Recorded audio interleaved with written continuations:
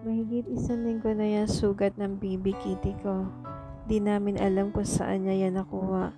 Sumabit kung saan or nakagat ng aso. Kaya naman nilagyan muna namin ng gas para matuyo. Pero tinatanggal niya pa rin, kaya ayan, nagkakalat tuloy ng dugo kung saan. Dinala na namin siya sa vet clinic kasi nagwawala siya pag ginagalaw namin yung sugat niya.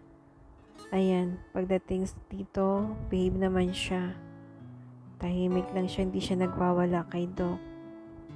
Nilinis na ni Doc yung sugat niya at nilagyan ng ointment. Nilagyan din siya ng e-collar cone para hindi niya dilaan ang sugat niya. Tingnan mo kay Doc, behave siya. Pero pag kami gumagalaw sa kanya, kinakalmot niya kami. Ayaw niya talagang paggalaw yung sugat niya.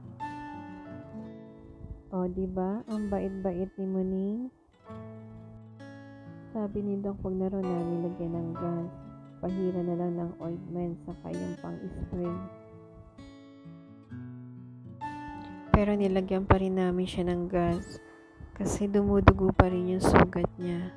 Pero hindi niya na nalalawayan kasi nga meron na siyang cone. Noong mga unang araw, hindi siya masyado nagkikilos dahil dun sa cone of shame niya. Pero nung mga sumunod na araw, medyo tumatakbo-takbo na siya. At after 8 days nga, ayan, natuyo na yung sugat niya. Tinagal na rin namin yung cone niya para maging masaya na siya. Nakakain na rin siya ng maayos. Eto nga pala yung mga ginamot sa kanya. Yung Dermacleanse. Yan yung cream. Tapos ito yung pang-spray. Parang antibacterial yata yan. Then, ito binili ko lang ito sa Lazada.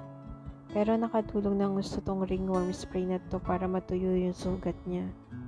Actually, in-spray ko to sa pusang gala dyan sa labas. Gumaling naman siya. Di ko lang na-videoan kasi kung saan siya nagpupunta.